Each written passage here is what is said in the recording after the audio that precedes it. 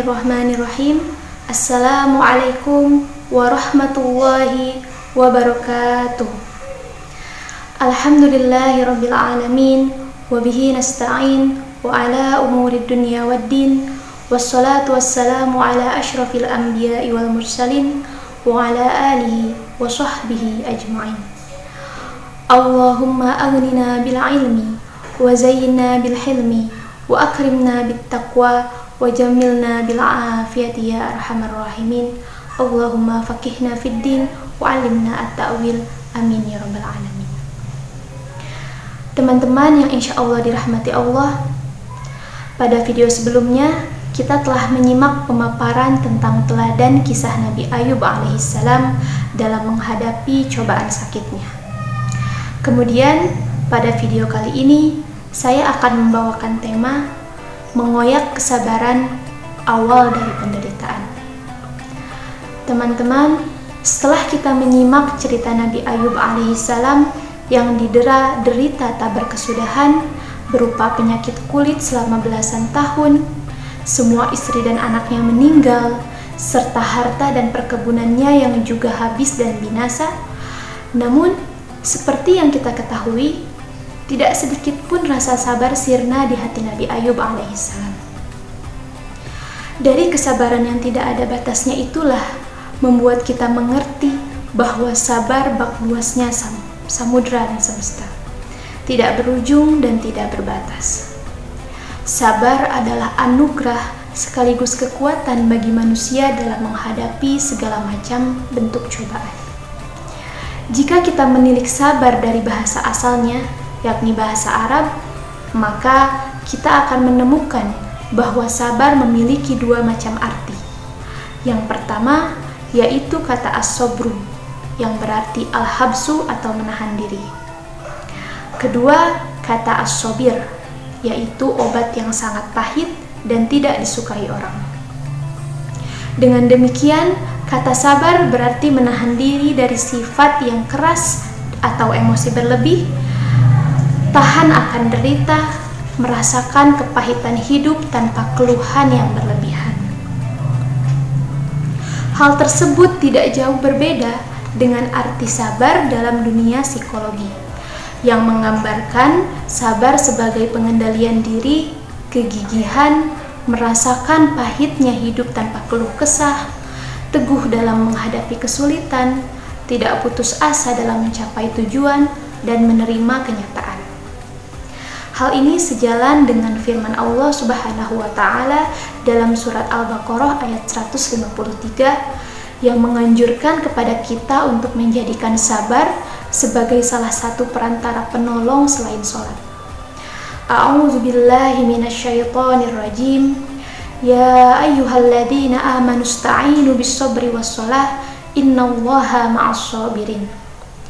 Yang artinya, wahai orang-orang yang beriman, mohonlah pertolongan kepada Allah dengan sabar dan sholat. Sungguh Allah beserta orang-orang yang sabar. Rasa sabar dalam hati ibarat tameng pelindung dari musuh, yakni derita. Penderitaan selama kita masih hidup akan datang silih berganti dan tidak mungkin kita hindari. Menghindari derita sama saja dengan menghindari rasa lapar dan haus. Tidak akan pernah dapat kita hindari kecuali dengan datangnya kematian. Maka dari itu, ketika kita tidak bersabar, sama saja kita mengoyak atau merusak tameng pelindung tadi, dan dari sinilah awal mula penderitaan datang. Sebenarnya, jika kita meminjam teori Einstein, dia berkata bahwa dingin itu tidak pernah ada. Menurut hukum fisika, dingin terjadi karena ketiadaan rasa hangat. Begitupun, gelap itu tak pernah ada. Gelap terjadi karena ketiadaan cahaya. Maka, kita dapati kesimpulan dalam kolerasinya antara sabar dan derita bahwa penderitaan itu tidak ada. Penderitaan terjadi karena kita yang mengoyak kesabaran. Teman-teman yang dirahmati Allah, dalam syariat Islam, kesabaran adalah menahan diri dalam 3 perkara. Yang pertama, sabar dalam ketaatan kepada Allah Subhanahu wa Ta'ala, seperti menuntut ilmu, beribadah, berbakti kepada orang tua, dan lain sebagainya. Lalu yang kedua, sabar atas hal-hal yang diharamkan oleh Allah Subhanahu wa Ta'ala, seperti menahan diri dari memakan makanan haram, zina, minum khamr, dan lain sebagainya. Kemudian yang ketiga, sabar atas takdir Allah yang dirasa pahit atau musibah, seperti sabarnya Nabi Ayub dalam menghadapi musibah yang dihadapinya. Kemudian sebagai thalibul ilmi, sabar yang paling dekat dengan kehidupan kita adalah sabar dalam menuntut ilmu. Menuntut ilmu bukanlah perkara yang mudah, butuh kesabaran, kegigihan, ketahan bantingan, dan keistiqomahan. Meskipun kesabaran itu pahit dan menuntut ilmu itu sulit, namun akan berbuah manis di kemudian hari. Sebaliknya, ketika kita mengoyak kesabaran kita dalam menuntut ilmu dan berputus asa dalam mencarinya, maka yang akan kita dapatkan adalah penderitaan berupa kebodohan seumur hidup kita. Na'udzubillahi min dzalik. Dalam sebuah mahfuzat dikatakan, as-sabru kas-sabiri murrun fi madzaqatihi lakinna awaqibahu ahla minal asari. Kesabaran itu seperti buah sobir atau sejenis tanaman yang rasanya pahit, akan tetapi hasil yang didapatkan setelahnya lebih manis daripada madu. Kesimpulannya, sabar adalah anugerah tak terkira dari Allah Subhanahu wa Ta'ala, sebagai tameng dari rasa derita.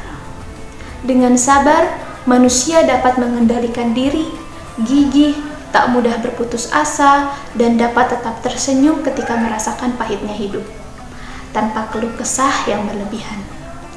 Sekali saja kita mengoyak tameng rasa sabar ini, penderitaan pun akan mudah menyeruak. Bahkan bisa dibilang bahwa sebenarnya derita itu tidak ada. Yang ada hanyalah ketiadaan rasa sabar dalam diri kita. Saking mahal dan berharganya tameng sabar ini, Rasulullah Shallallahu Alaihi Wasallam pernah bersabda, "Wa man yatasabbar yusabbirhullah, wa ma u'tiya ahadun ata'an khairan wa awsa'a minas sabri." Yang artinya, orang yang sungguh-sungguh berusaha untuk bersabar, maka Allah akan memudahkan kesabaran baginya. Dan tidaklah seseorang dianugerahkan oleh Allah pemberian yang lebih baik dan lebih luas keutamaannya daripada sifat sabar. Hadis riwayat Imam Bukhari. Mungkin cukup sekian pembahasan kita pada video kali ini. Semoga sedikit banyaknya dapat bermanfaat bagi kita semua, agar menjadi pengingat untuk senantiasa menjadikan sabar dan syukur sebagai teman terdekat kita dalam kehidupan sehari-hari. Kurang lebihnya mohon maaf. Akhirul kalam, wallahu muwaffiq ila ma yuhibbu wa yardah. Wassalamu alaikum warahmatullahi wabarakatuh.